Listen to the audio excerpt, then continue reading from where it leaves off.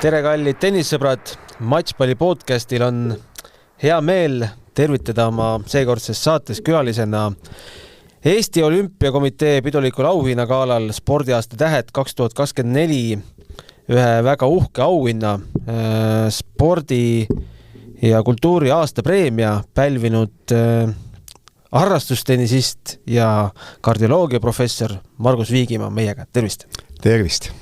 Ja saatejuhi rollis ikka Gunnar Leheste ja kaassaatejuht Riho Kallus, kes on teinud sellise pretsedenditu sammu ja palunud sõna erakorraliseks sõnavõtuks.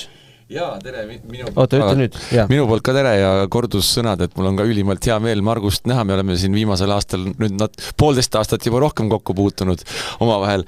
Aga 3 väga positiivset uudist. Eile oli meie noorel tennisistil Elisaveta Anikinal sünnipäev, sai 13-aastaseks ja peale vigastuspausi nüüd naasis mängis Vierumäel tugeva Tennis Europe'i turniiri, mille võitis ka ära ilma ühtegi setti kaotamata. Välja arvatud teises ringis oli tema vastane seesama Ukraina Neiu, kes mäletatavasti, kui Gael Monfils ja Mark Lajal omavahel mängisid, kohtus enne seda matši Elisaveta Anikinaga ja oli väga põnev lahing, et uskumatu, mina vaatasin, ma ei uskunud, et 12 aastat oskavad sellist tennist mängida.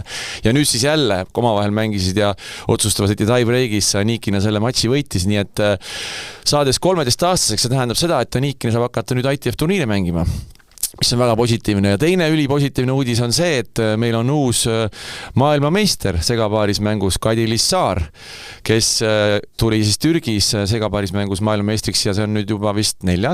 meil maailmameister seal seeniorturniiridel. Ja loomulikult eile öösel siis positiivsed uudised Mehhikost, et Mark Lajal, kes siis peale mandlioperatsiooni nüüd naasis uuesti tuurile, võitis seal siis tugevat mehhiklast, kelle nimi oli see, ma kohe ütlen, mis ta nimi oli, selle 19-aastase mehiklase nimi oli Rodrigo Pacheco Mendes ja see noor mehiklane on olnud maailma esireket nüüd alles siin aasta aega tagasi, 2023 oli maailma esimene, nii et väga tugev noormees, kelle Mark Lajal alistas ja tõenäoliselt me saame kordusmatši septembrikuus, kui Eesti mängib Davis Cupi septembris maailmaliiga teises grupis Mehhiko vastu ja mõlemad on ju oma riigi esireketid, nii et kordusmäng ja 25 aastat hiljem taaskord on Davis Cup Kalevi spordihallis. Sellised uudised. Aga teises ringis tuleb ju vastu endine 17. reket Bernard Tomic, kelle õega on Anett Kontaveit mänginud kunagi Wimbledonis. Ja Bernard Tomic ju ka ülinoorelt ju jõudis maailma tippu, võitis mitmeid ATP turniire Sydney ja veel teisi turniire ka, nii et hästi kiiresti tõus tippu, aga täna on 32 aastane juba. No loodame, et Mark selle ka ära võtab. No nii palju siis päevale kahelistest tipptennise uudistest, aga meie, ma arvan, et räägime täna rohkem harrastustennisest ja sellisest, ütleme, tervislikumast tennisest. Teatavasti tippsportlased väga hea tervise juures ei ole, aga tulles kõigepealt ikkagi selle auhinna juurde. Väga lugupeetud nimekiri auhinnasaajaid, seal on veel Irina Kononova, laskesuusatamise korraldusmeeskond, Lauri Lepik, Algo Kuus, Kristjan Karis, Tõnu Endrekson ja teile siis omistati auhind sellise loosungiga nagu südame eest seisja. No mille eest siis veel? Kas oli üllatus ka? No muidugi suur üllatus oli ja on alati meeldiv, kui sind meeles peetakse, aga ikkagi nagu alguses oli kuidagi, et mis nüüd spordi ja kehakultuuri alal, et mul ei ole selliseid saavutusi ette näidata, aga samas harrastussport ja see spordi propageerimine ja eks ma olen ka tegelikult ikkagi, ma olen Vasalopeti läbinud ja Finlandia Hiido ja ma olen käinud ka Engadinski ja ka rallidel, rattamaratonidel päris palju Eestis sõitnud ja siin üle-eelmine aasta vist viimati oli mul Kõrvemaa rattamaratoni täisdistantsi läbi siin, nii et ma olen üht-teist harrastussportlasena teinud ja just tervise hoidmise mõttes. Olete tagantjärele uurinud ka, et kes teid esitas ja mille eest ikkagi saite ja miks teie sinna nimekirja pääsite? Ma arvan, et see on see liikumisharrastuse sihtasutus, et ma olen tõesti olnud nüüd viimastel aastatel tubli ka nendega koostööd tegemas, aga samas ma näen, et nad väga tublisti kõiki asju arendavad ja teevad ja kas või see Euroopa spordinädal, kus ma olen patroonina olnud ja neid mõningaid video selliseid reklaammaterjale teinud ja muidugi võib-olla ka see, et ega südamenädalad ja südamekuud, et mina olin selle päris sünni juures, see oli 1993, kui südamenädalad algasid ja nüüd alguses võib-olla me rohkem olime meditsiinile orienteeritud, kolesterool oli suhteliselt tundmatu riskitegur tol ajal, eks ole. Ja siis vererõhk tuli ka hiljem sisse, kus ka meil polnud ravimeid ja meil oli ikkagi väga kehv see seis Eestis. Need on läinud kõik nii palju paremaks ja viimastel aastatel on ikkagi olnud just liikumise harrastuse ja liikumise propageerimiseks, nii et see on ka kindlasti üks pidepunkt ja võib-olla see oli ka üks põhjus, miks mind esitati. Meie teiega oleme ilmselt teisel pool võrku seisnud kuulsuste tennisturniiril, kus te ka iga aasta osalete Eesti meistrivõistluste raames, siis tavaliselt veerandfinaali päeval see toimub. Rõhutan, et ajakirjanikud viimane kord võitsid ära, olgugi et minu osaluseta. Aga kui palju te tennist mängite? Ma mängin tegelikult päris palju, ma küll algasin natuke hilja peale. See päris palju tähendab seda, et 2 korda kindlasti, 3-4 korda, kuidas mõni nädal on. Ma olen ka väga sageli Eestist ära, on mul konverents ja loenguid välismaal. Suvel, kui on võimalik, ma mängin suisa iga päev, et ma väga tahan mängida, mulle meeldib mängida ja ei ole see tegelikult paarismäng ei väsita absoluutselt, et kui on mingi pikk turniir, et mida pikem turniir, seda paremaks ma lähen nii-öelda. 4 korda nädalas, ma arvan, et isegi sina ei mängi 4 korda nädalas, rääkimata igast päevast. Samad sõnad, suvel küll. Suvel ikka mängin, et tennis on nii kulukas spordiala. Valaku, et ega tennist odav mängida ei ole talvisel perioodil. Talvisel perioodil võib-olla tõesti 4 ei mängi. Mõni nädal võib-olla satub. Nii palju ei mängi, jah. Võib-olla ma ka suurustan natuke, aga ega väga palju ei suurusta ka. Et ma selles suurustamise all mõtlen seda, et näiteks mul oli siin kukekannus, siis ma tegin jõusaali usinasti ja tegelikult praeguseks on see kukekannus täiesti, ma ei pane seda üldse tähele, aga nüüd jälle meil oli Rotary paarismängu Eesti võistlused Tartus 1. märtsil, kus ma osalesin, meil oli siis 5 tundi, praktiliselt 4 tundi me mängisime kindlalt, isegi natuke rohkem, võib-olla väike supipaus oli vahepeal ja siis tegin natukene põlvele haiget, nii et siis jällegi praegu ma olen väga palju teinud jõusaali, mis tähendab, et ka jällegi seal 2 korda, 3 korda nädalas jõusaali ja olen nagu tennisest praegu nüüd jälle hakkasin uuesti mängima. Nii et see sõltub väga palju ka perioodist, aga kui ma saaksin, ma tegelikult mängiks iga päev. Olen lugenud, et te jõudsite tennisi juurde alles 40-aastaselt. Täpselt õige. Ja täna olete? 66. Te olete ka öelnud, et tennis sobib vanuses 8-80, võib-olla isegi rohkem. Isegi rohkem. Kui vana on mõlemad, teilt küsin, et kui vanad on kõige vanemad tennisemängid, kelle te teate? Mina olen näinud 100-aastast. Kas see oli isegi kuskil, kas oli leedukas vist? Mina olen 95. Või oli 95. Üks leedukas. Aga Leev Kuum mängis ju väga hästi. Ka praktiliselt elu lõpuni mängis. Leev nüüd alles lahkus siin. Ja ta oli ka väga eakas. Eestis meil on oma näide kohe tuua. Ja ta mängis väga hästi. Ja meil selliseid häid mängijaid on palju ja võib julgelt mängida igas vanuses ja selles ongi see tennise võlu ka kindlasti üks võludest. Jah, kusjuures see on täpselt samamoodi nagu lastetennisest tuleb punase, oranži ja rohelise palli pealt võid sa minna ka mingis vanuses tagasi, et vabalt sul on aega rohkem, sa saad hoida palli mängus ja ikka nautida. Et liikumine läheb vähemaks, eks ole, võib-olla ka mingid jalavead, jala probleemid tekivad, aga samas see pallitunnetus ja selline, ütleme ikkagi volli ja kõik need asjad ja tegelikult nad mängivad ikka päris hästi. Palju teil karikaid on tennisest kogunenud? Isegi minul on neid, ma arvan, et 20 või. Aga nad on, esimese koha karikaid mul ei ole väga palju, mul on mõned. Aga mul on 2. ja 3, aga võib-olla 4. koht on kõige õnnetum, eks ole. 2. ja 3, neid on, mul on üks hiljaaegu sattusin vaatama kapis. Ma ei mäleta, miks ma seda vaatasin, aga midagi tahtsin võtta ja seal on tennisasju. Mul on maal terve suur kapp täis ja linnas on suur kapp täis nagu meil kõigil ja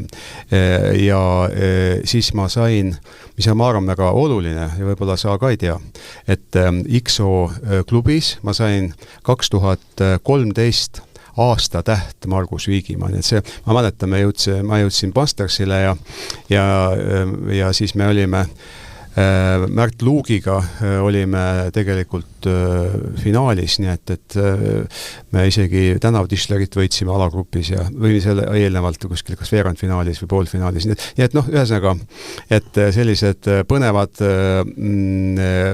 seigad, mis jäävad meelde, et siis ma tõesti 2013 võib-olla hakkasin rohkem kaela kandma ja ma olen vahel mõelnud, võib-olla see on rumal, aga võib-olla ei ole ka, et ma ei ole vist kunagi paremini tennist mänginud kui praegu. Et kuskilt on nagu naljakas, et ma olen nagu eakas aga kusagilt tuleb see tarkus ja kusagilt tuleb see kindlus ja stabiilsus ja noh, serviga on päris hästi mul ja et kuidagi et igas eas saab tennist mängida ja isegi võib-olla ma enam paremaks ei lähe, aga ma olen kogu aeg enda arvates läinud paremaks. Ma arvan, nüüd on see hea koht, kus ära rääkida, mida kujutab endast XO klubi? No XO klubi on üks selline väga meeldiv ja väga sportlik klubi, kus on erinevate elualade inimesed, mitte ainult ärimehed, sageli öeldakse, et ärimeeste klubi, ta võib-olla alguses oli ka rohkem, väga erinevate elualade inimesed, ka meie peaminister näiteks, on väga palju tõesti seinast seina inimesi ja neid kõiki ühendab ikkagi kirg tennise vastu ja sportlikud eluviisid. Seal on väga mõnus huumor, mulle väga meeldib käia, meil on need klubiturniirid, mis toimuvad. Seal saab ikka sellised killud ja asjad ja on teatud paarid, mis on välja kujunenud ja nende vahel on konkurents. Nii et, ja siis on see selline, isegi see kalambuur või see läheb isegi vahel niisuguse kriitilise piiri peale, kus et ei saa aru, et kas nad tõsiselt räägivad või juba hakatakse üksteist natukene verbaalselt ründama. Aga et see on kõik nii põnev, aga tõesti meil on päris palju klubiturniire, see tähendab, et meil on sisuliselt iga nädal on meil 3 korral, me isegi tahame laiendada neid klubiturniire, siis on meil kindlad turniirid läbi aasta, suvel praktiliselt terve suvi on erinevaid turniire täis, nagu väga paljudel harrastusklubidel on. Ja muidugi võib-olla see erisus oli, et meil olid need offshore turniirid, kõigepealt olid nad Marbellas, ühel aastal käisime isegi Miamis, oli meil selline offshore ja Türgis on olnud ka, ma mäletan, nii et see on, mis on ka tegelikult peredega ja lastega, mis on ka liitnud klubi võib-olla rohkem kokku, siis nüüd tuli Hiiumaa turniir, Margus Kastnein oli meil president, eelmine president, ja tema tegi selle Hiiumaa turniiri, mis ma arvan ka kulges ikka väga positiivselt, seal on väga head tingimused mängimiseks, inimestele see väga meeldis ja ma arvan, et klubi on täis purjedes ja ma arvan, et üks selliseid klubisid, mille järgi võib joonduda Eestis tegelikult. Kas sina oled selle klubi liiga algusest peale? Ei ole. Mina tulin üldse Tallinnasse 2004. aastal. Ma olin enne Tartus, olin kliinikumis siis kardioloogiaosakonna juhataja ja siis tulin Tallinnasse regionaalhaigla kardioloogiakeskust juhatama ja siis ma veel, ütleme, ma ei mänginud nii hästi ja isegi see XO klubi kuidagi mõnede klubi liikmete kaudu oli mulle eelnevalt juba tuttav ja siis tehti mulle see ettepanek tulla klubisse ja ma natuke kartsin, ma mäletan alguses, et minu tase ei ole piisav. ja ma mäletan, et ja kuidagi Urmas Sõõrumaa mängis siis väga, väga hästi ja väga palju mängis ja oli peaaegu alati kohal ja ma mõtlesin, et see on ka kuidagi nagu, et ja siis ma eriti hästi servisin tema vastu mängides. Ma mäletan, et ta oli Villu Varese käest ükskord küsinud, et mis servid need olid, eks ole. Ma ei saanud ühtegi kätte. No siis, kui ma olime, sest ega ma serv kogu aeg olnud selline hea relv, aga eks stabiilsus jättis soovida ja noh, nii et see oli see algus päris, aga ma teadsin, olin näinud minu hea kolleeg Jaan Troost oli seal, ma arvan algusest peale, tema oli asutaja liigega muide, Villu ja Urmas ja seal oli veel mõned asutaja liikmed, Valdo Randpere ja vist keegi oli veel. Ma arvan, et kas Mati enda äkki, no keegi neist oli. Ja see oli Jaan Troost oli selline väga hea eeskuju kolleegist, kes on hästi sportlik. Ta mängis väga hästi, tegelikult ta võitis rida turniire üksikmängus, ka paarismängus. Ja nüüd me siis madistame temaga veterani või ütleme siis seeniori klassis ja isegi Saaremaal Angere turniiril mul õnnestus ühel aastal nagu endale kotti panna see nii-öelda siis selle seenioride arvestuses, nii et aga ta on minust muidugi eakam ja ta on äärmiselt positiivne, äärmiselt korrektne punkti lugemisel, suhtumisel ja selline suur eeskuju. Ma arvan, et see oli, selles mõttes oli mul lihtsam tulla, et neid arste meil väga palju ei ole, nii et Jaan on tõesti üks väga, väga suur eeskuju. Tema on siis tennisist Siim Troosti vanaisa. Jaa, muidugi, jaa. Olete te peaministri vastu ka mänginud? Oi, palju kordi. Kuidas läinud? Ma olen temaga isegi enne seda, kui ta meil klubisse tuli, olen ma temaga ühes teises sellises väikses, ütleme siis sportlikus kollektiivis mänginud, kus me mängisime ka niimoodi paarismängu, et kord on üks partner, kord on teine partner. Ma mäletan, et ma olen palju mänginud tema vastu, ma olen korduvalt mänginud temaga koos ja ükskord me võitsime IKSO selle siis klubiturniiri ja mulle jäi sellest mängust, ma arvan, mitu korda mänginud, aga ainult ühel korral ma olen temaga võitnud, aga meil on ikka väga tugevaid mängijaid ja see võit oli meil väga välja teenitud võit ja see oli nagu meeskonnatöö ja Kristjan Michal, tema on äärmiselt stabiilne mängus, ta on äärmiselt korrektne punkti lugemisel, mis mulle väga meeldib, et ikkagi meil vahel emotsioonid käivad üle ja vahel neid punkte natukene mõni punkt läheb nagu natukene kõrvale või vaatad, et see ei oleks pidanud nagu päris niimoodi olema. Ja selles mõttes on küll, et ja partneri vastu on ta äärmiselt toetav, et see on väga tähtis. Et me kõik teame, et kõik me eksime, aga kui sa oled partneri vastu toetav, siis järgmine punkt tuleb palju parem. Ja kui sa ei ole toetav, siis võib kogu mäng ära minna kergesti. Nii et mul on hästi meeldivad kogemused ja muljed temaga. Ja ta on muidugi tohutult palju arenenud, et kui me alustasime, siis ma isegi julgeks öelda, et ma olin võib-olla nõksukese parem. Me olime enam-vähem võrdsed, ütleme niimoodi, on erinevad relvad, aga ütleme nii, ta on minust noorem, ägedam, kiirem, aga nüüd jah, et ta on tohutult palju arenenud, nii et sihikindlus viib sihile. Aga miks te alustate 40 aastat? Mis selleni tõukas? Oli see juhus, teadlik valik, et nüüd ma võtan tenniserekete kätte või?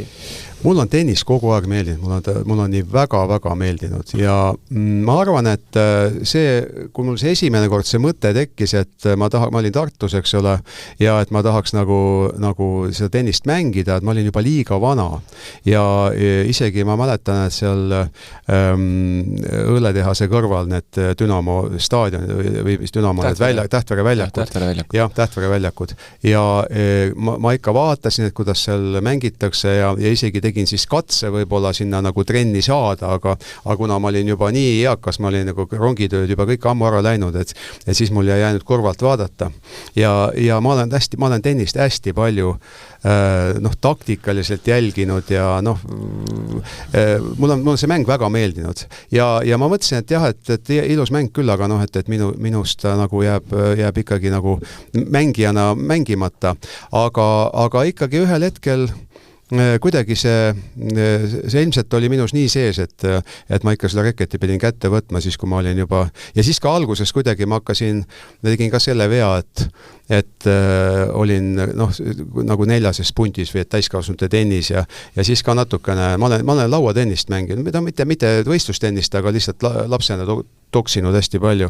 Ja seal ikkagi väga paljud asjad on hoopis nii palju teistmoodi, et see tundus kõik nii nagu, et see, mis see lauatennises on su relvad, et see tegelikult tennises üldse ei tööta või just võib vastupidi olla. Et seal see randmega midagi väga ära ei tee, et sa pead ikkagi jah, sul peab olema see liigutus ja keha liikumine. Aga mul õnnestus ikkagi lõpuks hakkasin ikkagi mängima treeneriga ja ma mängin nüüd ka treeneriga, nii et see on... Kes su treener on? Praegu mängin Triin Elleriga. Triin Elleriga. Mina mängisin Triinoga just Eesti meistrivõistlusega paaris. Ja ma kuulsin. Triin on väga innustav treener, et ma mängisin Movseska siin Janiga, mängisin vahepeal. Iga treener on andnud midagi natukene juurde, aga Triinu selline innustus on ikka meeletu, et kuidagi see tempo on kogu aeg üleval, üks asi, ja teine asi on see, et sa näed treeneri silmadest, et talle läheb iga selle sinu nagu ebaõnnestumine ja õnnestumine läheb korda ja siis sa oled nii püüdlik ja kuidagi, see on ka, et kuidas klapib, mul see just eeskäe tehnika on vilets, et ma tagakäega saan alati hakkama, kuigi kui kasutan küll lõiget peamiselt, aga eeskäe, ma peaksin olema palju parem. Kõik ikkagi eeskäega mängivad hästi, üldjuhul, eks selle tagakäega on niisugune, on vajaka jäämisi. Ja siis ma nüüd olen seda eeskäe tehnikat ikka väga-väga palju paremaks saanud ja just isegi ei ole see tulemus alati nii tähtis, ega see mängu ilu. Et kui sa näed, et see pall hakkab lendama ja see hääl ja see kõik see tunne seal juures, et isegi kuskilt poolt mulle vahel meeldibki treeneriga kõige rohkem mängida, et see hasart on ka kiht, kui sa mängid ja kui on ikkagi see, ütleme, matšpall või on see setpall või ükskõik mis asi, et see on jube põnev, aga selline ilu on vaata, et sellises, kus sa arened tehniliselt edasi, et seal on see ilu. Kas see nooruses ka käisite tennist vaatamas palju? Hästi palju käisin vaatamas.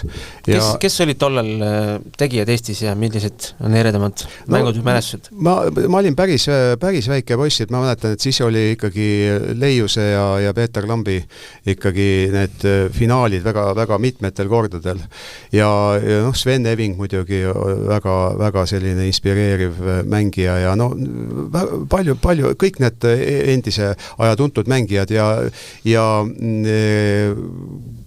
põnev oli võib-olla, jah, ega ma ei teadnud ju neid inimesi, aga lihtsalt mängisid kõik nii erinevalt, et mulle see väga meeldis, et kuidas saab tennist mängida just kui nagu üks mäng, aga iga ühel on kuidagi oma relv, isegi tipptasemel. Et nad on juba see, et inimeste pikkus on erinev, jõud on erinev, vanus on erinev, eks ole, ja sellest kuidagi tuleb nii, et sa pead leidma sellised relvad, et kuidas mängida seda mängu. Nii et mäletan, et ükskord oli, ma olin juba siis, ma arvan, et ma olin kas juba noor arst ilmselt ja läksin teaduskonverentsile Harkovisse, aga siis juhtus selline asi, et oli mingi lumetorm ja lend jäi ära ja siis olin Tallinnas ja samal ajal toimusid mingid võistlused, ma käisin need vaatamas tennisevõistlused, siis järgmine päev lend ikkagi ei läinud, ma käisin jälle võistlusi vaatamas, et kui ma vähegi sain ja Tartus käisin vaatamas, kus vähegi suurt tennist oli, aga no tollal isegi mulle meeldis igasugune tennis oli ja muidugi hiljem juba televiisoris mulle, muidugi Federer on mul olnud totaalne lemmik läbi aegade, naisele mul meeldib muidugi Nadal, eks ole, siis et nii ta on, et väga, väga sageli mul üks Pariisis üks taksojuht väga hästi ütles, kes oli vedanud, transportinud French Openi ajal nii Nadali kui Federeri, siis ta ütles, et naistele kõigile meeldib Nadal, aga meestele meeldib Federer. Et niisugune, jah. Aga jah, et need mängijad ja need suured mängijad tõesti, kes on tennise tõeliselt suureks mänginud. Et praegu vaatad, et natuke kuidagi, me oleme hästi palju käinud suure slammi turniire vaatamas, hästi palju Euroopas erinevatel, Austraalias korduvalt, Ameerikas viimane aasta nüüd saime ka Indian Wellsis olla Ameerikas. Üks aasta jäi meil see enne Covidit just ära, eks ole, või me olime Ameerikas, aga pidime piletid olemas, aga pidime tagasi sõitma, kuna lennud pandi kinni. Nii et need on kõik olnud äärmiselt põnevad, aga praegu võib-olla see, et kas ma ise olen vana või on kuidagi see mäng läinud, et teie teate võib-olla paremini või oskate, ma tahaks teie kommentaari ka. Et mul on selline tunne, et sellist peale selle Nadali ja Federeri lahkumist, et kuidagi sellist mingi dimensioon on tennises puudu. Isiksusi ei ole. Ja isiksusi ei ole ja et need, kes mõned mängivad hästi, nad ei ole nagu meeldivad või kuidagi nad ei ole nii meeldivad, et ma nende pärast, ma ei tea, sõidaksin Austraaliasse. Ma soovitan soojalt, ma kuulasin nüüd paar nädalat tagasi, mulle väga meeldib Andy Roddiku podcast. Tema podcast oli 2 nädalat tagasi Rafael Nadaliga. Ja Nadal rääkis väga huvitavalt sellest kolmikust ja nende omavahelistest mängudest ja kirjeldas just seda, et see, kuidas Federer ja Nadal omavahel, see, mida nad taktikaliselt proovisid üksteise vastu, see oli nii põnev jälgida ja vaadata. Et ta ütles, et seda ei tekkinud tal Djokovic'iga, ei tekkinud ka Federerilt, just nendel omavaheline taktikaline mäng oli nii põnev publikule ka, et kõik muud ka, loomulikult need karakterid ja see, aga ma olen sinuga 100% nõus. Et... see lahkumismatš oli ka, see oli nii südamlik, et kus Federer lõi sealt august, lõi palli läbi, mäletate, ja siis lõpuks nad kaotasid selle paarismängu Nadaliga, eks ole, olid, ühesõnaga see oli põnev ja nad on kogu aeg, nad olid suured konkurendid, aga nad olid suured inimesed, isiksused. Et mul on jube kahju, me ükskord Seilaga Mallorcal ja mängisime seal Manacoris väljakutel, kus Nadal alustas ja siis tuli meile üks mängija, üks väljak oli libe, ta oli nii libe, et vihm oli sadanud ja siis me kutsusime neid oma väljakule, et teeme paaris mängu ja nad olid nii õnnelikud, et nad said mängida ja siis kahjuks naine ütles et eile oli Nadali selle uue akadeemia väljakutel, et Federer ja Nadal mängisid ja me olime juba kohal, aga me ei teadnud seda. Nii et selline seik ka, aga... See on huvitav, kas see oli siis järelikult täpselt see aasta enne seda, kui nad Austraalias mängisid uuesti finaalis? Seda lugu ma olen rääkinud, see oli see lugu, kui oli lastepäev Nadali akadeemias ja Nadal kutsus Federeri sinna ja nad olid mõlemad vigastatud ja nad veel oma vahel lõõpisid, ütlesid, et issand, kui tore oleks, kui ma elus ükskord saaks veel finaali ja läks 3-4 kuud mööda ja mängisid Austraalia finaalis. See oli täiesti uskumatu, muinasjutuline lugu. See oli sama aasta, No kui te tennise juurde jõudsid 40 aastat, aga mis spordialadega te varem olete tegelenud? Mul on põhimõtteliselt mulle sport kogu aeg meeldinud, aga ma olen olnud vilets. Ma olen selles mõttes vilets, et ma olen olnud korvpallis niisugune, kõik mängivad ju korvpalli, eks ole, kõik mängivad võrkpalli ja jalgpalli ja kõik asju, aga ma ei ole eriti hea olnud, aga mulle see liikumine on kogu aeg meeldinud. Ja mul oli kaal, mingi periood oli ikka päris suur. Mäletan, ma olin Jaapanis aasta aega tööl ja siis Jaapani perioodi jooksul ma jooksin iga päev seal, iga jumalapäev Jaapanis ja jälgisin toitumist ja tegin seal jõuharjutusi ja võtsin siis peaaegu 30 kilo, 25 kilo maha selle Jaapani jooksul. Aga isegi enne seda, kui ma Jaapanisse läksin, siis ma olin 30 aastane umbes. siis ma tegelikult käisin Tartu maratonil. Nii et mulle meeldib selline, ma küll ei käinud, ma ei sõitnud kiiresti, aga mulle meeldis ennast nagu kuidagi proovile panna.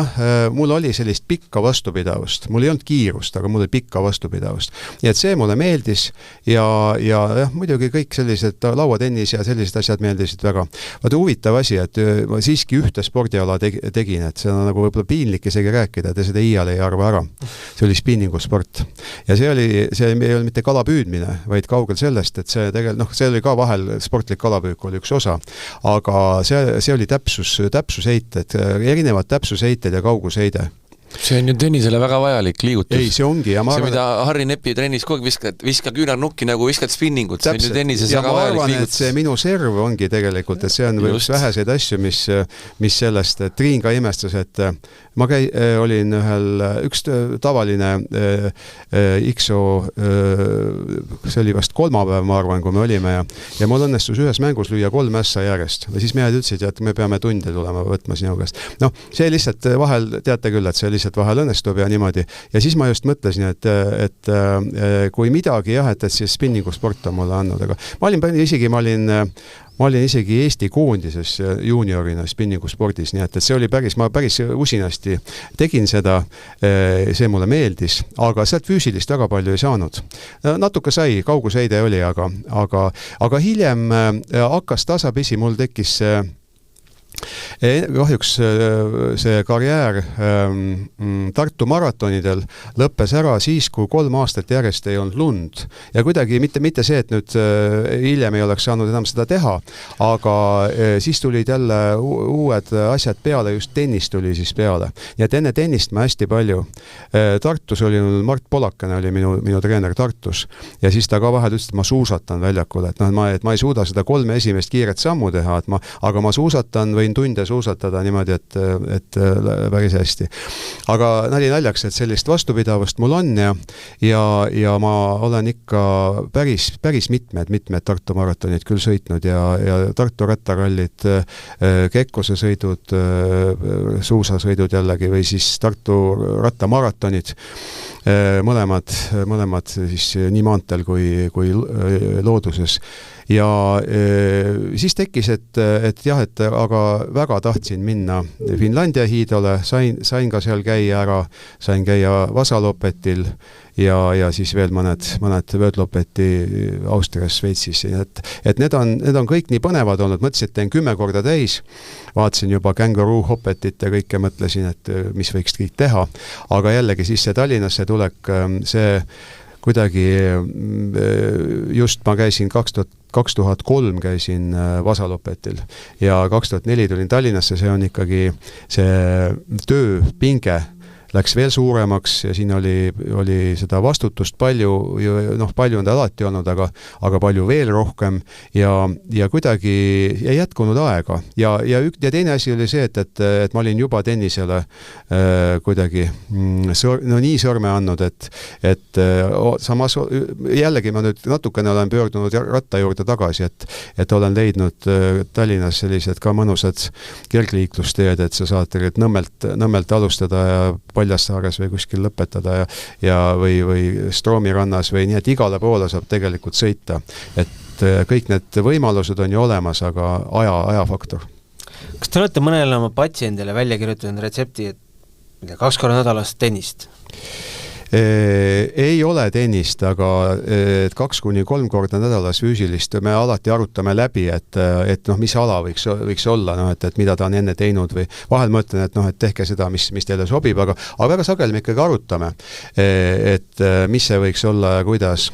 Ja mida ma olen vaadanud ka, et kui jõusaalis käivad patsiendid, paljud tahavad rääkida, me tõesti peensus, ma ei ole mingisugune jõusaali treener, aga lihtsalt me arutame läbi, et mida seal siis teha, ikkagi see aeroobne osa jääb lühikeseks, nad teevad lihaseid ja jõuharjutusi ja kui on hüpertoonia või kui kõrge vererõhk on inimesel, siis need jõuharjutused ei ole üldse head ja peaks seda aeroobset osa suurendama, et seda me oleme hästi palju on positiivseid tulemusi tulnud inimestel, kes on seda aeroobset osa suurendanud, aga tennist otseselt ma ei ole kellelegi, tennis on nii komplitseeritud ala, nagu me kõik teame. Ja ta on nii tehniline ala ja ma ise ka paljudele patsientidele ka, kes mängivad mul tennist, ma alati räägin, et tehke jõusaali ka ja tehke üldfüüsilist juurde, et tennis jääb ühekülgseks. Et siis kõik need vigastused ja siis see, et sa spordid, siis on pulss kiire, siis jälle vahepeal ei ole, siis on see vaimne pinge seal. Näiteks kui inimene jookseb, siis tal ei ole vaimset pinget. Ja ärritumine, jah. Ja sellega võid isegi siin infarkti saada, kui kõige halvemini läheb. Aga põhimõtteliselt, et üldfüüsilist ja kui sa käid jõusaalis, see on vigastuste profülaktika, siis venitamine, eks ole, peale mängu. Ka tõesti, et isegi mul on siin mõni treener rääkinud Eesti meistrivõistlusel, et võistlejad ei venita piisavalt või ei venita üldse, eks ole. Ja harrastustennisid ka, seal kui lõpetame mängu ära, 2 tundi mängime tüüpiliselt, eks ole, ja siis on ikka alati midagi kommenteerida ja siis 1 või 2 meest jäävad varb seina juurde, hakkavad venitusi tegema ja teised siis arutavad seda mängukäiku, et kuidas oli, eks ole. Et tegelikult peaks palju rohkem venitama, et see oleks kõik vajalik vigastuste vältimiseks ja oma mängu paremaks tegemiseks. Nii et tennist otseselt ei ole soovitanud, aga liikumist hästi-hästi palju. Mul siin laiem küsimus, kui haige on Eesti inimeste süda? Kas tehakse rahvusvaheliselt mingid edetabelid, kus me seal paikneme südamehaigustega? Jaa, kui sellist võib-olla mõelda, et mis see edetabel võiks olla, siis üks selline edetabel on kuni 65-aastaste inimeste suremus südame-veresoonkonna haigustesse. Et see on üks selline parameeter, mida rahvusvaheliselt võrreldakse ja ülesanne on ju nii tervishoiusüsteemidel kui sotsiaalsüsteemidel kogu siis riigiga ütleme, spordiharrastuse toetajatel, et inimesed kuni 65. eluaastani oleksid hea tervise ja töövõime juures.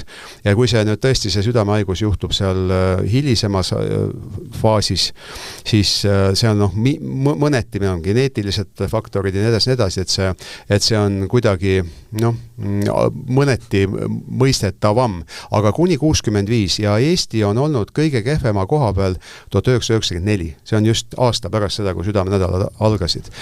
Siis olid need suured muutused, sotsiaalmajanduslikud muutused Eestis ja kogu siis ütleme Ida-Euroopas ja kui vaadata, seal oli ka stressifaktor oluline, et kui osad inimesed töötasid liiga palju, teised inimesed olid nagu kõigest järsku ilma jäetud ja nii, et seal oli väga-väga selline ühiskonna polariseerumine toimus ja igatahes 94 Eestis, Lätis, Leedus oli kõikides selline tõus ja Eesti oligi siis nagu 94 oli meil kõige suurem. Euroopas kõige suurem või?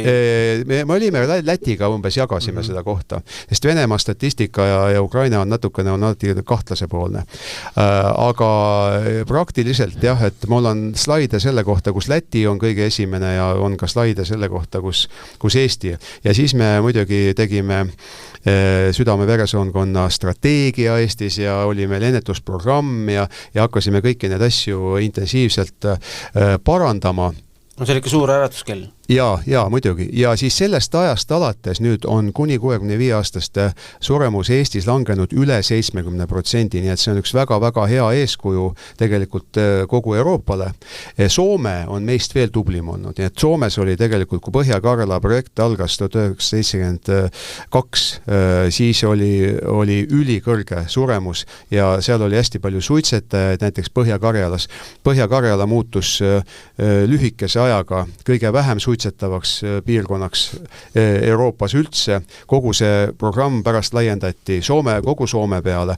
Nii et Soome on tohutu eeskuju olnud Euroopale ja ka Eestile. Ja Eesti on praegu jõudnud oma siis see suremusnäitajate osas kardiovaskulaarses osas kõrge riski riikide gruppi. Tundub, et mis siis head on, et kõrge risk, aga on olemas veel ülikõrge risk ja näiteks Läti on ülikõrge risk, Leedu on ülikõrge risk, Venemaa, Ukraina, Kasahstan ja me oleme ütleme Poola, Tšehhi taseme lähedale jõudnud. Mis see kohaliselt umbes?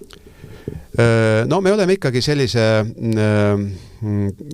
tagumise kolmandiku, ütleme kusagil nii et mitte tagumise kolmandiku lõpus, vaid tagumise kolmandiku alguses, nii et keskele me ei ole veel jõudnud. Ikkagi kui vaadata Euroliidu riikide keskmist, siis on sinna ikka päris pikk maa minna ja isegi Soome ei ole päris jõudnud veel Euroliidu. Aga mis on need faktorid, mis see eristab seda, miks see nii on? Seal on ikka väga palju geneetikat, nii et Põhjamaades on, et üldiselt kui vaadata Euroopa riike, siis mida lõuna poole, seda vähem on südame- veresoonkonna haiguste suremus. Mida ida poole, seda rohkem on. Nii et ühesõnaga olla Põhjamaa ja olla veel ida pool on juba algselt. Ida poole tähendab seda, et kõik need ühiskonna stabiilsus, kõik need toetavad struktuurid, kõik need kiired muutused, mis on, eks ole. No see ei ole geneetika. Ja see ei ole geneetika, jah, just, aga see põhiasi on geneetika. Aha. Et idapoolne ei ole geneetika tõesti. Kuigi et eks ka kui vaadata, näiteks ma ei tea, kas sa oled geenivaramu doonor? Ei, ma just täna hommikul kuulasin sind televisioonis ja mõtlesin, et pean kohe minema, et see tundus nii põnev, tahaks teada saada. Ja, et me saame seal ka teada, et kus meie geenid pärinevad, et kas väga palju see on ikkagi Ida-Euroopast, aga ta võib ka olla mujalt. Ja sa saad teada ka, et kuidas sul organism kofeiini lagundab ja kui suur on diabeedirisk, kui suur on südame- ja veresoonkonna haiguste risk.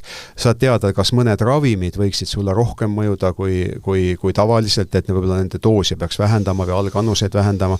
Kas mõni ravim võiks tekitada rohkem kõrvaltoimeid, nii et päris põnevaid asju.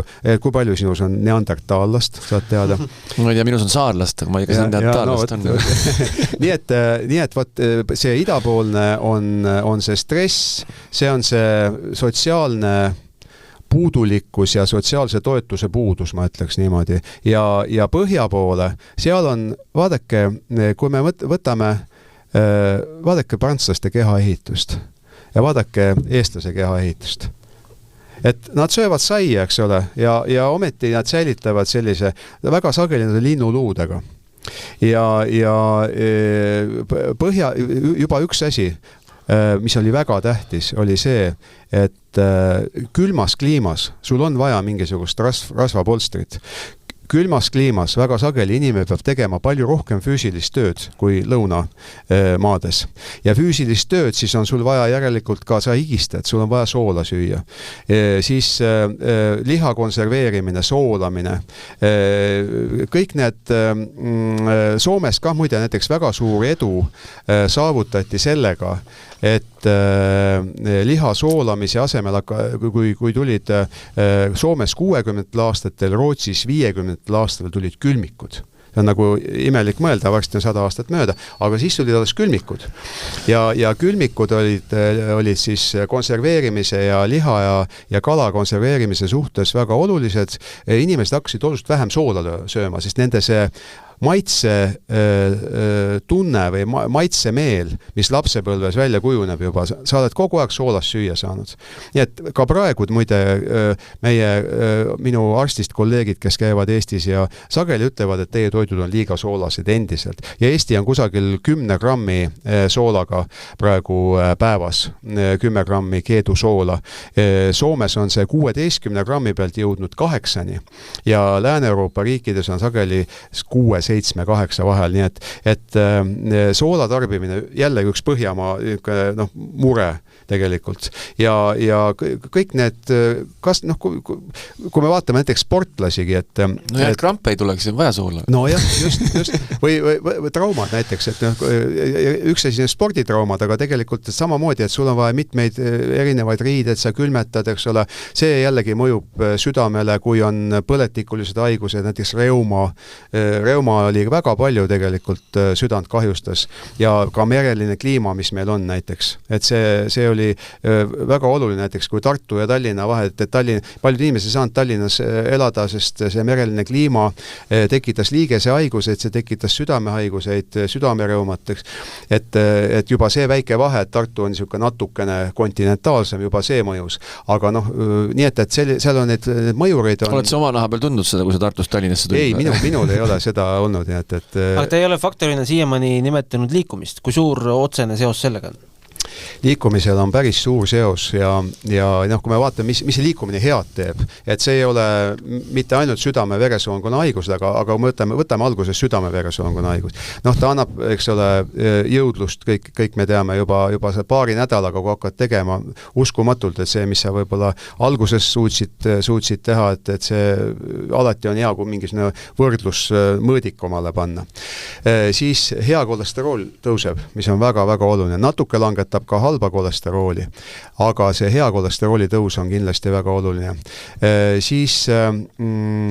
Rääkides kolesteroolist, pead siin korra küsida veel, inimestel on tihtipeale vale arusaam, et inimene, kes on ülekaalus, temal on kolesterooliga probleeme, see ei ole ju üldse, ei pea paika. Natuke peab, aga väga vähe, siis kusagil 10 kilogrammi juurde võtmine annab kusagil 0,2 ühikut halba kolesterooli, nii et see tegelikult ei ole üldse, ta mingil määral, ta natuke annab triiglütseriide juurde, mis on ka üks rasvaine, mis on natuke vähem ohtlik, aga halba kolesterooli tõesti ei saa liikumisega väga palju madalamaks ja kahjuks see on väga palju geenidest kinni. Sa võid olla väga kõhna, aga sul on tegelikult probleem. Täpselt, jah. Minu muide kõige kõrgema kolesterooliga patsient on üks 50-aastas naine, ma arvan 51-selt ta umbes tuli minu jälgimise alla ja ta on absoluutselt sale inimene, ta on perekondliku hüperkolesteroleemia patsient ja tema halb kolesterool oli 21,7. Nii et see üldkolesterool oli veel oluliselt kõrgem. Nii et see kaal siin ei mängi, aga et liikumine tõesti, ta annab, ta Alzheimeri tõve vastu võitleb, ta teeb luud tugevamaks, eks ole. Liikumisel on niivõrd palju häid asju, mis ta organismis teeb, et lihtsalt seda soovitamata jätta või kasutamata jätta, et see on tervisele kõige parem, mis olla saab. Toitumine peale selle muidugi. Kui palju peaks liikuma? Ongi nüüd niimoodi, et kui me liiga palju seda teeme, siis me enam tervist juurde ei saa. Ja samas, kui me üldse ei tee, siis me tohutult kahjustame tervist. Nii et see istumine ja nuus suitsetamine, slogan, mis tuli Rootsist, miinimum, mis on toodud ka Euroopa kardioloogide seltsi juhistes välja, juba korduv erinevates juhistes, on see, et 30 minutit päevas reebast kõndi on see nii-öelda siis olmeaktiivsus. Mis tähendab, vahel ka tuuakse välja, et 150 või 180 minutit nädalas. Nii et põhimõtteliselt kiiret kõndi, kui inimene läheb kiire kõnniga tööle ja tuleb ka töölt tagasi kiire kõnniga, siis ta saab selle olmeaktiivsuse kätte. Ja nüüd sõltub eakamatel sellest peaaegu piisab, võib-olla muidugi need käigud võiksid natuke pikemad olla veel peale selle, sest see peab olema reibas kõnd. Sellist lonkivat ja muud liikumist juurde, aga ikkagi peaks olema lisaks 2 ütleme siis treeningkorda, kui me tohime niimoodi öelda. Noortel kindlasti ja miks 2? Et on leitud, et kui on 1 treeningkord, sa teed näiteks tennist 1 kord või siis käid jõusaalis 1 kord nädalas. See ei ole andnud erilist tervisevõitu. Uuringud näitavad seda. 2 korda on miinimum. Ja mina soovitan alati oma patsientidele, et tehke 3 korda, et planeerige omale sisse 3 korda ja praktika näitab, et 3 korrast 1 kipub välja langema. Kas on mõni sünnipäev, on mingisugune või on endal viirushaigus või mingi lapse või sõbraga midagi, ühesõnaga, et 2 peaks jääma. Et see on nüüd, ja see on miinimum, nii et 30 minutit reebast kõndi ja 2 korda oma lemmikharrastusega siis tegelemist. Kui palju on liiga palju? No liiga palju me näeme seda, et mul on päris palju patsiente, kes teevad hullu mööda trenni ja olnud selliseid ühe patsiendiga oli selline huvitav seik, et ta tegi Ülemiste järve jooksu ja jooksis elu parima aja ja siis jõudis koju ja naabrimees ja naabrimees ei saanud aru, ta ei teadnud, et ta on käinud ja ütles, et kuule, kas lähme teeme rattatreti nagu alati ja tegi veel mingisugune, ma ei tea, 120 kilomeetrit peale. Ja siis pärast oli aastateks oli siis, et ta taastus tegelikult aastateks, ta hakkas küll hiljem jälle mõõdukalt selliseid asju tegema, aga... Üks saatuslik päev võib jaa, et see on ekstreemne näide, aga see, et ma näen, et inimesed reaalselt pingutavad ennast üle, ajades taga mingisuguseid ajalisi numbreid, tahtes olla parem kui keegi sõber või kaaslane, kes teeb sama ala. Nii et see kahjuks, ma olen mitu korda seda ka öelnud, et kui üle 50 inimene, siis ta võiks mõelda, et äkki teeks ainult tervise jaoks, et ei teeks selleks, et kellestki olla parem. Et endast oled sa ikka parem ja alati see on kõige tähtsam, et ennast sa võidad sellega, kui sa teed trenni ja tunned ennast sellega hästi. Aga ma näen selliseid treeningkoormusi ikkagi inimestel ja nad kuidagi räägivadki ainult sellest, et neil on see elu nagu ideeks muutunud. Ja küll, kui on treeningkoormus, sellest võib veel kuidagi küll, et natuke tõmbad tagasi, aga kui nüüd läheb võistluseks, et üks selline fakt on uuritud südame kompuutertomograafiaga südamearterid ja väga paljudel inimestel Eestis on ka, kui on selleks vajadus, me oleme neid uuringuid teinud, aga kui maailmas on võetud kokku väga-väga suur siis andmehulk, siis on leitud, et 50-aastasel inimesel keskelt läbi pooltel on olulisi ahenemisi südame pärgarterites. Nii et nad on näiliselt terved inimesed, aga me ei tea täpselt, kes nendest, eks ole. Ühel on, teisel ei ole. Ja juba see on üks põhjus, et miks ei peaks pingutama üle ja muidugi üks asi, mida ma ka alati olen rääkinud ja mis on ka tegelikult reaalsuses probleemiks saanud, on see, et kui viirushaigusest ei ole inimene taastunud ja läheb maratoni sõitma, näiteks et see maraton on, ta tahab seda väga teha tal on makstud ja makstud ka, et ta on iga aasta käinud, nüüd jääb 1 aasta vahele, et see on ikka katastroof. Ja et ühesõnaga, kui on ikkagi selline täispikk maraton, siis kuu peaks taastuma kindlasti. Et siis 2 nädalast ei piisa, et see enam palavikku ei ole.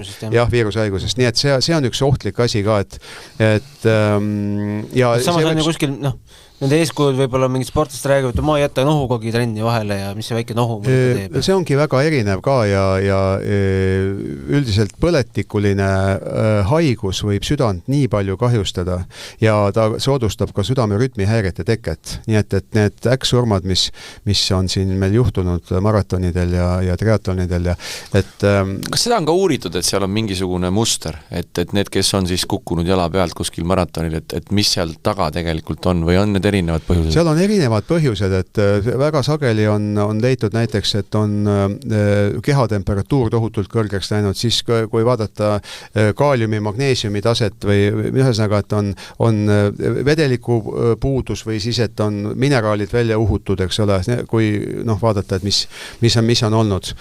Ja just, et miks ka elustamine väga sageli ei ole efektiivne või et tavaliselt ikkagi täisjõus inimesed, eks ole, ja järsku tekib äkksurm või vaatame kas või jalgpallurid, eks ole, et on südamelöögi sagedus kiire, pulss kiire, eks ole, süda jääb seisma, kiirabi on kohe kohal, eks ole, ja väga sageli ei suudeta inimeste elule tagasi tuua just selle tõttu, et on välja uhutud need mineraalid või et on vedeliku puudus või siis ka näiteks nendel jalgpalluritel väga sageli ka nad võtavad valuvaigistid, eks ole, mis võivad trombid veriteket soodustada just suures koguses. Et isegi vahel on kontrollimatult enne mängule minekut, kõigil on midagi kuskilt natukene valus ja võetakse lihtsalt purgist, eks. Et niisugused asjad on, mis muidugi see on, me räägime tippspordi jalgpallist, aga kui me tervisespordi juurde tagasi tulla, siis ikkagi, et kuskil on see piir, kus me hakkame tegema kahju tervisele. Üha rohkem ja rohkem on kuulda sellist asja nagu mononukleoos. Mis asi on mononukleoos? Jah, ja on üks tõesti siin nimesid nimetamata, ma tean ka Eesti... No tennises on väga palju kuuled seda. Ja. Klamüüdia on teine asi selline, mis on ka nii, et mõnel inimesel me klamüüdiast räägime, et ta on organismis kogu aeg olemas, ta on sõbralikes suhetes organismiga, midagi ei juhtu. Teisel inimesel see klamüüdia võib nagu kogu nii-öelda hooaja või kogu karjääri tuksi keerata. Mononukleoos, jah, et infektsioosne mononukleoos ka väga keeruline, et miks ta üldse tekib, miks ta tippsportlasi tabab. Kindlasti üks põhjus on see, et kui üldse, kui me vaatame näiteks, mäletan kunagi Sergei Pupka rääkis, et kas oli just olümpia tulemas ja organism muutus järsku spordi nagu või kui ta on just täpselt selle vormi tipus, muutus nii nõrgaks, et ta kuskil liftis minestas, eks ole. Et see on, samamoodi on ka tennisistid, et treeningkoormused on suured ja siis kuidagi organismi vastupanuvõime langeb. Ja selle vastupanuvõime langusega võivad tekkida need samad viirused, mikroobid võivad nii-öelda võimust võtta ja organismi normaalne vastupanu, mis peaks olema, on selle, et kõik need ühesõnaga spordi tulemused ja lihasjõudlus ja kõik on tipus, absoluutses tipus, aga kuskilt poolt annab see nagu baas, organismi baas annab järele. Aga kas see võib olla ka seotud sellega, et sul on mingisugune viirushaigus, mingisugune probleem olnud ja sa ikkagi natuke liiga vara hakkad treeningkoormuse suurendama, et sa tegelikult ei ole välja ravinud asju. Täpselt, just olen sellega täiesti nõus ja ega üks asi, mis ka, mul jäi ka enne see mõttelõng pooleli, et miks meil on väga palju spordivigastusi, et see, et meil on see külm ja kuum, sa lähed halli talvel, eks ole, ja hall võib-olla ei ole ka kõige soojem, eks ole, et kui me vaatame, et need, kes treenivad kuskil seal Murata Gluu akadeemias või Nadali akadeemias või, et nad saavad muidugi tohutult võitluslikke ja võistluslikke mänge. Eestis on väga raske ka võib-olla, kui keegi on väga hea noorena, eks ole.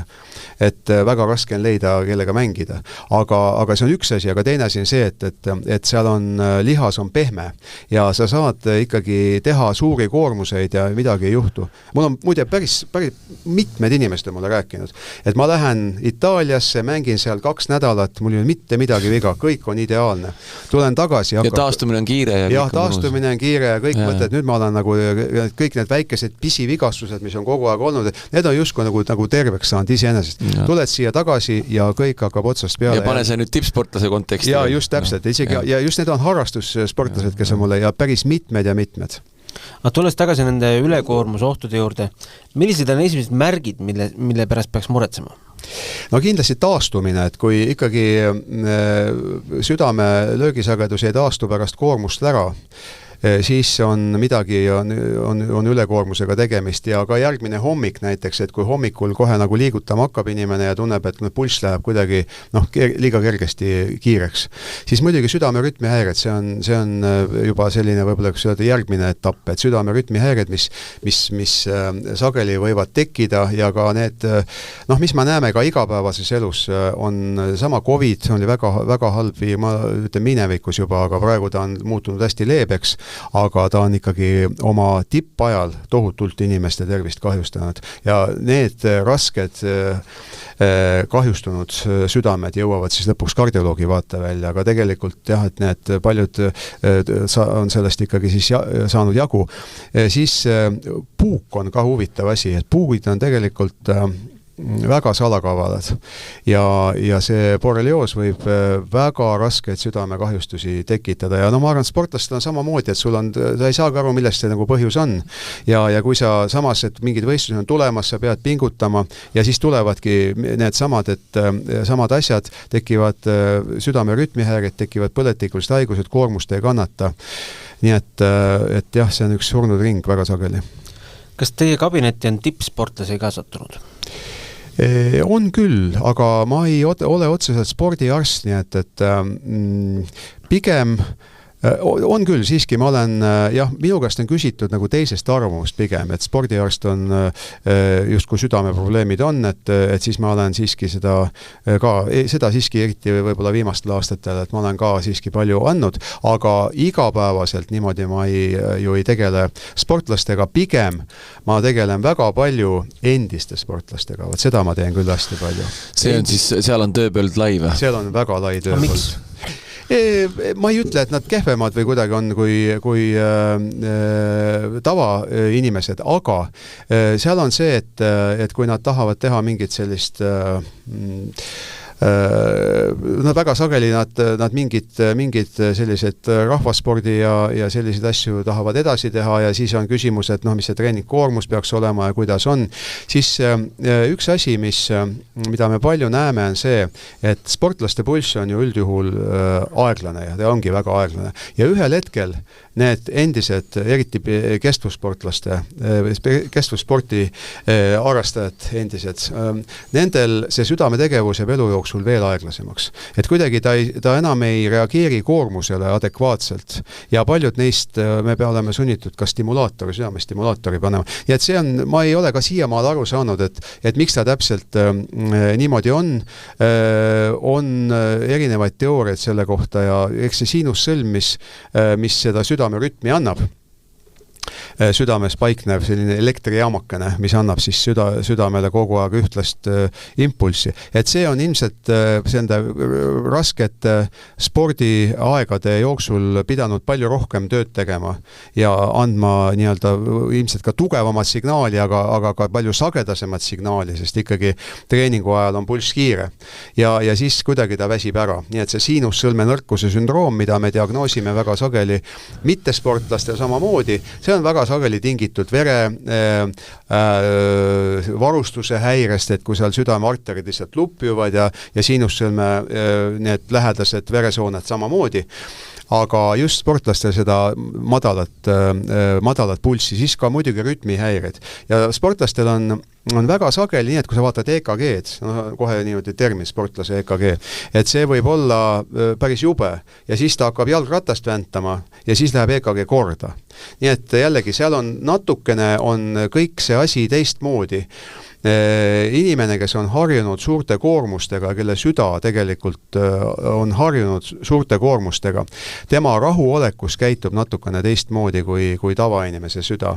Ja selleks on eraldi selline siis spordikardioloogia ja spordimeditsiini ala meditsiinis. Nii et me väga tarka võib-olla ma ei aja ka praegu 100%, sest see ei ole täpselt, ütleme, mul on teatud alasid, kus ma julgeks öelda, et ma valdan neid täiuslikkuseni, et ma tean, mis maailmas on üldse tehtud ja kuhu me võiks suunduda ja mis võiks lähemal ajal tulla, aga siin ma olen rohkem ka niimoodi praktiseeriv arst. Kas sinu töös on ka nüüd, sa oled nüüd ka siis tehisintellekti ja promptimise ära õppinud või on see nagu selles maailmas nii sees või ei ole? Meditsiinis tegelikult on tehisintellekt väga tugevasti sees ja ma räägin pärast endast ka natuke, aga kui vaadata, siis hästi oluline on see radioloogias. Hästi oluline ka onkoloogias. Et seal on väga palju asju, mida tehisintellekt suudab teha palju kiiremini, palju stabiilsemalt, kui seda teeb, on see tehnik, on see õde, on see arst. Aga inimmõistust on selge see, et inimmõistust on vaja. Kui me räägime ka näiteks malekompuutritest ja kõik jõuame kuskil sinna välja. Et inimmõistust, eriti mis puudutab ravi, siis raviotsus ikkagi selline, raviotsuse saab teha lõpuks tark arst, aga see tehisintellekt aitab väga-väga palju kaasa. Ja kui me räägime kas või nüüd sellest samast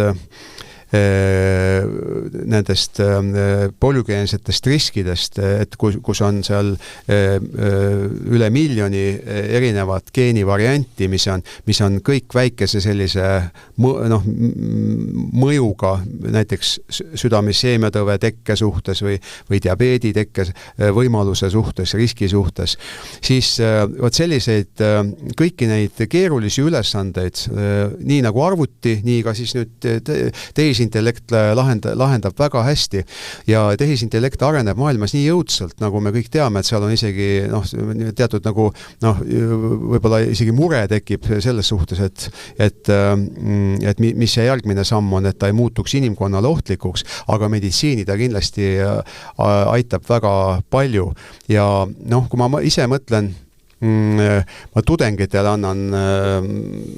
annan vahel selliseid esseesid või kirjutada mingisugust referaati või siis sellist nagu väiksema mahulist teadustöö sellist alget või mul on kogu aeg olnud selline tunne, et see võiks inimesi kuidagi esiteks see õpetab natukene selle teaduse metodoloogiat ja sa juba saad aru, et mis asi on teadusartikkel üldse ja sa saad mingisuguse väikese uurimistööga võib-olla isegi hakkama saada niimoodi. Aga nüüd on väga keeruline kontrollida seda, sest plagiaati on väga lihtne kontrollida, et kus mingi sõnade järjestus on, eks ole, me saame plagiaadi kontrolliga, me kõik need dissertatsioonid, mis praegu on, et kõik käivad ju plagiaadi kontrollist läbi. Aga võt see tehisintellekt, et see ta võib nii ilusa asja kokku kirjutada, et seal on teatud asju, mille alusel spetsialistid saavad siiski tunda ära, et siin võib olla kasutatud tehisintellekti. Näiteks ma olen Euroopa või maailma kõige vanema kardioloog ajakirja Cardiology toimetuskolleegiumis ja meil on ka nii just viimane artikkel oli Hiinast tulnud päris palju Hiina autorid meie seal ajakirjas, nii et väga palju on väga häid töid, aga on ka väga palju väga halbu töid, mis lükatakse tavaliselt kohe tagasi niimoodi enne, kui üldse jõuab siis selle revieweri või siis selle associated editor, nagu tavaliselt mulle antakse see ülesanne, et mina pean ühte artiklit siis nagu manageerima algusest peale ja ma saadan siis üle maailma siis erinevatele revieweritele laiali, nad saadavad tagasi, kes on siis vähem rahul, kes on rohkem rahul, kes ütleb, et saadame kohe artikli ja seal siis oli ka viimane kord tuli kahe selle läbivaataja poolt tuli selline hoiatusmärge sellele siis toimetajale, siis minule, et seal võib olla kasutatud tehisintellekti. Nii et ta murrab igalt poolt sisse, et kuidas seda õppetööd läbi viia, et samas jällegi me näeme, et inimeste ja üliõpilaste see suhtlusoskus ja võib-olla ka kirjutusoskus ja see kõik kuidagi nagu hääbub ära, et kasutatakse lihtsamaid vahendeid ja lihtsamalt ja kiiremini ja kõike saab kuidagi neti teel saab kõik niimoodi ühe sõrmenipsuga kätte, aga selline süvenemine ja selline kaob ära. Nii et selles mõttes on minu kui õppejõu probleemid tehisintellektiga. Aga põnev on vaadata ja põnev on anda ülesandeid tehisintellektile, vahel ta lahendab need väga hästi, vahel ma olen oma sellise eriala finessides andnud neid ülesandeid vahel paneb täiesti mööda, vaatad, et see ei ole see, aga vahel ta lahendab kohe nii ilusasti ära, nii et ma arvan, et see asi areneb edasi ja muutub veel vajalikumaks meile kõigile, aga just need tehnilised, et kus me juba praegu saame kasutada, kus me ei pea nii väga nii-öelda muret tundma, et ta kuidagi hakkab meid ahistama, et tehnilisi asju lahendada on tohutult palju, nii et ma arvan, et IT-inimesed, kes on nüüd olnud tegelikult ju väga, ütleme sellised väga ühed kõige võib-olla nõutumad spetsialistid üldse, et väga palju sellisest töökoormusest ikkagi tehisintellekt võtab üle. püüame seda saate lõppu kuidagi nüüd uuesti tenniselainele tuua ja ma hakkasin mõtlema, et ega tennises seda südameprobleemidest väga juttu pole olnud, aga mulle meenus, et aastal 2016 alguses oli väga suur teema siuke ravim nagu Mildronat ja Maria Šarapova see lõnge ju langes, et ta ikkagi võttis seda edasi, kuigi ei tohtinud. Kas oli vaja seda keelustada või siiski mitte?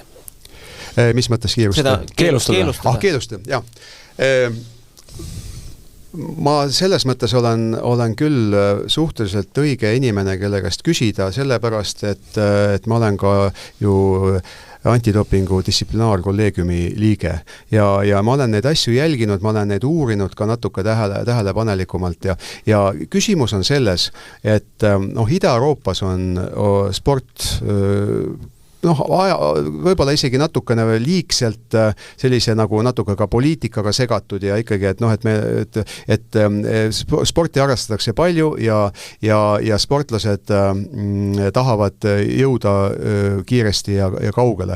Arenenud riikides sageli on nii, et inimesed on liiga mugavad, neil on elu juba niigi nii hea ja kuidagi seal on natuke teistmoodi. Aga miks Mildronat? Mildronat on ju tegelikult Läti preparaat. Ja see on Riias välja töötatud, vahepeal toodeti seda Moskvas, nüüd ikkagi praegu Lätis firma toodab seda sama ainet edasi. Iseenesest ta on südame ainevahetust toetav preparaat ja tegelikult meil on 2 preparaati sellist üldse, millest rääkida. Üks on Mildronat ja teine on Preduktaal. Preduktaal on Prantsuse firma preparaat. Ja Mildronat Eestis ju tegelikult ta ei ole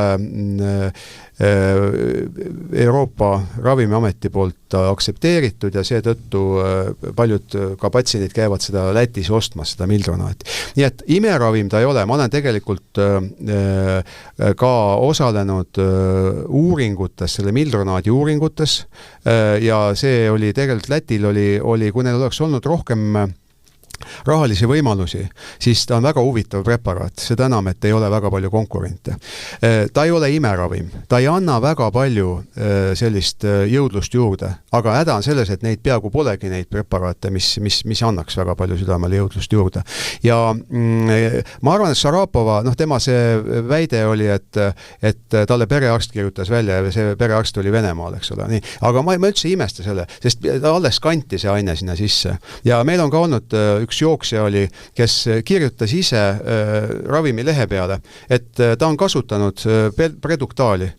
Ja lihtsalt see, me saame aru, et ta puht südamlikult tegelikult ta ei teadnud, et see on juba pandud keelatud ainete nimekirja.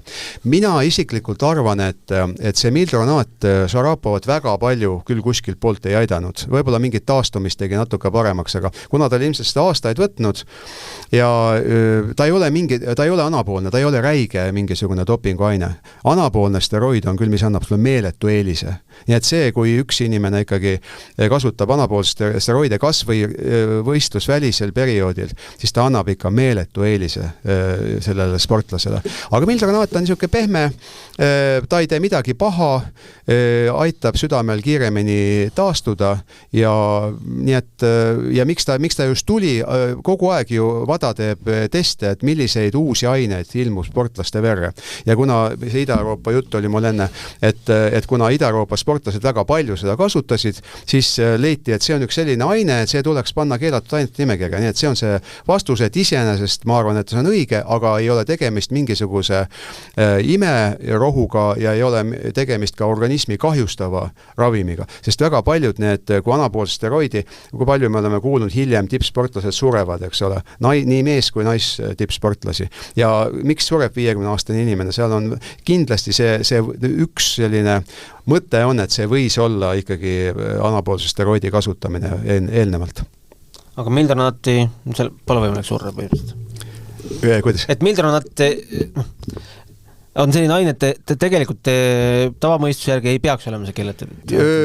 Jah, ta ei ole, aga ega sellised piiripealsed ained on väga palju ja tegelikult me ütleme taastumisvahendid, eks ole. Ka Q10 on näiteks väga hea selline südamele jõudlust juurde, see on nagu vitamiinina. Aga need on, küsimus jah, et kus see piir tõmmata. Küüslauk näiteks.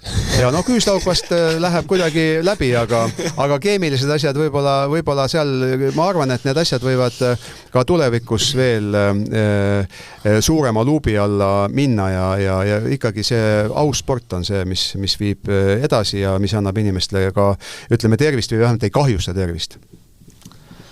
Aga suur tänu saatesse tulemast, meil oli väga põnev ja aeg lendas nagu ikka. Aitäh, mul oli ka väga põnev, aitäh. Oli väga äge, aitäh Margus. Ja aitäh kuulajatele.